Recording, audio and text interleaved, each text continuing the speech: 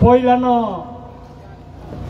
Sini bubagarano blay ke hamai nariwo Tamni bagai bubagarani blessing Bini subama bai Tini sem O Agartala Chahoro Masuk kotorma Kaisa panda klaiman kha Je panda Sini ha segai tongnai Je panda Sini mantai segai tongnai rana reklainani bagai Tini ni o coba cengoro tini cengna suruh kelaja Ami bolte চাই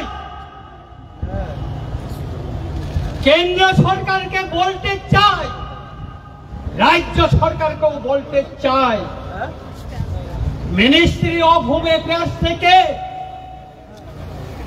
যে নোটিফিকেশনটা বাইর করা হয়েছে সেই নির্দেশনা অনুসারে ভারতবর্ষের সেই গুজরাটে মহারাষ্ট্রে দিল্লিতে হরিয়ানায় তামিলনাড়ু আসাম অরুণাচল প্রদেশে যে নির্দেশিকাকে কার্যকরী করার জন্য পদক্ষেপ নেওয়া হয়েছে ত্রিপুরাতেও তাই যেন আর বিলম্ব না করে পদক্ষেপ নেওয়া হোক নতুবা আগামী দিন এই নির্দেশিকাকে কার্যকরী করার জন্য যা আন্দোলন করার প্রয়োজন যত কঠোর আন্দোলন করার প্রয়োজন সেই আন্দোলন আমরা করব এই মঞ্চ থেকে আমি ঘোষণা দিচ্ছি আমি সবাইকে বলতে চাই আজকে মিডিয়া এবং সারা ত্রিপুরার সব অংশের জনগণের সামনে বলতে চাই এই আন্দোলন থেকে আমরা ছেড়ে পালিয়ে যাব না আমি রঞ্জিত দেববর্মা বলছি আপনারা জানেন আমি 1997 সালে সুইজারল্যান্ডে এসে জাতিসংঘে গিয়ে এই ইলিগাল মাইগ্রেন্টের কথা তুলে ধরেছি প্রথম ত্রিপুরা থেকে প্রতিনিধি হিসেবে তুলে ধরেছি নিশ্চয়ই আপনারা জানেন আজও আমি এই অবৈধ তৎকালীন পূর্ব পাকিস্তান আধুনিক বাংলাদেশ থেকে আগত বেআইনি অনুপ্রবেশকারীদের শনাক্ত করে তাদের দেশে সসম্মানে পাঠানোর জন্য আমি লড়াই করে যাচ্ছি এবং করে যাব কাকুরা বকুরা আং অকক সানানি সিকাং তিনি চিনি ও পান্ডাও চিনি বরম গানাং মহানন্দ বাবু তিনি নরনি তুইফাং তাইরো ফাই মান্দা পাইকা চিনি কাউন্সিল অফ ত্রিপুরা হদানি বরম গানাং বীরেন্দ্র ত্রিপুরানো কবই गोबां मा हदानि चिनि अकारारक खायसक पाइका गोबां मा चिनि सिभिल सोसाइटिनि बरक पाइका गोबां मा चिनि एनजिओसनि बरक पाइका गोबां मा बरक যারা রাজনৈতিক পতাকা তলাবা ফাইনানি নাইয়া তিনি ওর পতাকা করে কোন রাজনৈতিক দল নেই পতাকা নেই আজকে আমাদের এই আজকে সমাবেশে কোন রাজনৈতিক দলের পতাকা নেই শুধু জাতীয় পতাকা নিয়ে আমরা আন্দোলন কারণ আমাদের এই ইস্যুটা হচ্ছে জাতীয় ইস্যু এই জাতীয় ইস্যুকে আমরা জাতীয় পতাকা নিয়ে আন্দোলন করব বা রাজনৈতিক পতাকা দিয়ে নয় আমাদের মহারাজা বলেছিল পয়লা জাতি ওলোপাতি সেই জন্য আমাদের জাতিকে আজ রক্ষা করতে হবে পয়লা তারপর পার্টি সেই জন্য আজকে পতাকা ছেড়ে দিয়েছে পার্টির পতাকা ছেড়ে আজকে আমরা জাতীয় পতাকা নিয়ে লড়াই মাঠে নামছি অনেকে হয়তো প্রশ্ন করতে পারে রঞ্জিত দেববর্মা ত্রিপুরার মঠার এমএলএ উনি কিভাবে পতাকার বাইরে ত্রিপুরা মঠার বাইরে হয়ে গেল না আমি আজকে এখানে ত্রিপুরা মঠার এমএলএ হিসেবে আসিনি আমি সাধারণ জনগণ হিসাবে জনপ্রতিনিধি হিসাবে আমি এখানে এসেছি এই লড়াই সর্ব অংশের জনগণকে নিয়ে লড়াই এখানে বাঙালি পাহাড়ি মুসলিম খ্রিস্টান বুদ্ধিস্ট হিন্দু সব অংশের মানুষকে নিয়ে আমাদের এই লড়াই সেই জন্য আজকে এত লোক এখানে এসেছে কেন এসেছে আমাদের একটাই দাবি একটাই সেটা হচ্ছে যারা তৎকালীন পূর্ব পাকিস্তান অধুনা বাংলাদেশ থেকে যারা ত্রিপুরায় এসে বসবাস করছে আমাদের অধিকার কেড়ে নিচ্ছে আমাদের জমি কেড়ে নিচ্ছে আমাদের ভবিষ্যৎ বংশধরদের রক্ষা করার জন্যই আজকে তাদেরকে আমরা শনাক্ত করে তাদের দেশে ফেরত পাঠানোর জন্য দাবি জানাচ্ছি আমাদের দাবিকে ছাড়া দিয়ে আজকে ভারত সরকার তার মিনিস্ট্রি অফ হোম অ্যাফেয়ার্স থেকে নোটিফিকেশন জারি করে আজকে তাদেরকে শনাক্ত করার জন্য বলা হয়েছে। এই নোটিফিকেশন শুধু 2019 মে 25 না, 1971 সনে 29 নভেম্বর তখনও নোটিফিকেশন জারি করা হয়েছিল, কার্যকরী করেনি। তখন রাজনৈতিক দল আওয়াজ তুলেনি, কোন সিভিল সোসাইটি আওয়াজ তুলেনি কার্যকরের জন্য।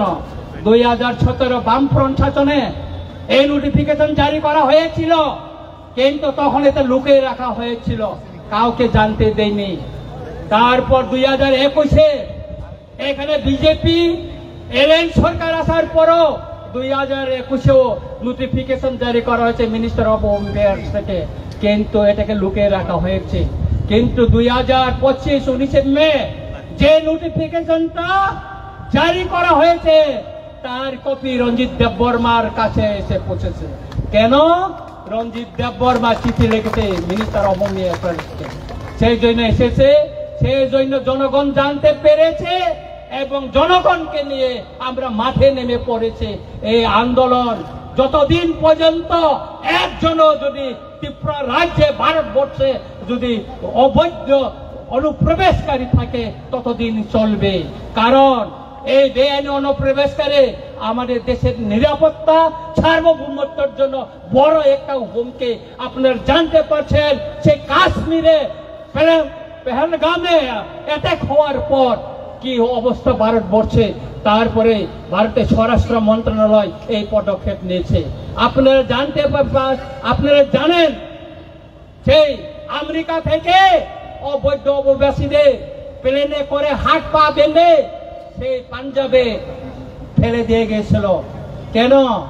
কারণ এই অবৈধ অনুপ্রবেশকারীরা এটা দেশের হুমকি, দেশের নিরাপত্তার হুমকি, দেশের সার্বভৌমত্বের হুমকি। সুতরাং আমি সবাইকে অনুরোধ করব যে আজকে এই আন্দোলন, এই র্যালি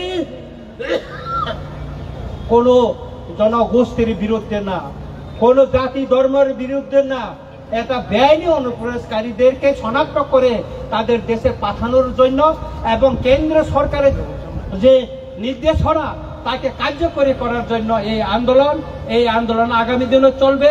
আমি আমার বক্তব্যকে আর বিশেষ আর দীর্ঘায়িত করতে চাই না। আমাদের মিছিল এখনো শুরু হয়ে যাবে। আপনারা শৃঙ্খলাভাবে সবাই মিছিলে জাতীয় পতাকা নিয়ে আপনারা সবাই একসাথে আমরা মিছিল করব।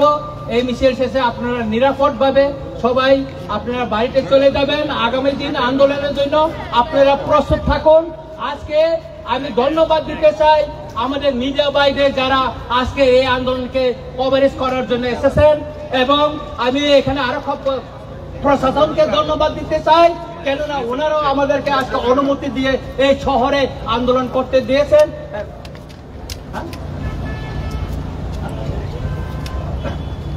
এটা করতে চাই। পরিশেষে একটা বিষয় আমি বলবো, সেটা হচ্ছে গতকাল ডক্টর শ্যামাপ্রসাদ মুখার্জির জন্ম শতবার্ষিকী। আমি বিরোধিতা করব না।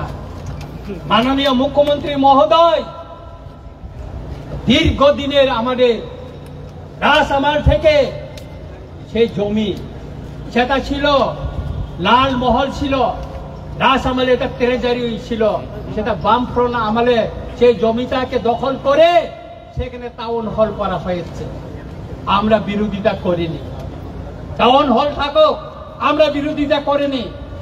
কিন্তু গতকাল মাননীয় মুখ্যমন্ত্রী মহোদয় এই টাউন হলকে ডক্টর শ্যামাপ্রসাদ মুখার্জির নামে নামকরণ করার জন্য উনি ঘোষণা দিয়েছেন। আমি এর তীব্র প্রতিবাদ জানাই। কেন আমি প্রতিবাদ জানাই? ডক্টর শ্যামাপ্রসাদ মুখার্জির নামে আপনার শহরে আরেকটা বড় টাউন হল করুন, আরেকটা বড় টাউন হল করুন, আর এই টাউন হলকে টাউন হলে রেখে দিন। ত্রিপুরায় বিভিন্ন রাজনৈতিক দল আমাদের ইতিহাস মুছার জন্য এখানে কম্পিটিশন চালাচ্ছে। সেই কংগ্রেসে আমলে এই যে বর্তমানে যে আইজিএম এটা বিএম যে হসপিটাল, ভিক্টোরিয়া মেমোরিয়াল হসপিটালকে সেটা আইজিএম করা হয়েছে। এই যে সুকান্ত একাডেমি, এই সুকান্ত একাডেমি কি ছিল? এটা দরবার হল ছিল, দরবার। এটাকে এখন সুকান্ত একাডেমি করা হয়েছিল। এখানে আগে দরবার হল ছিল।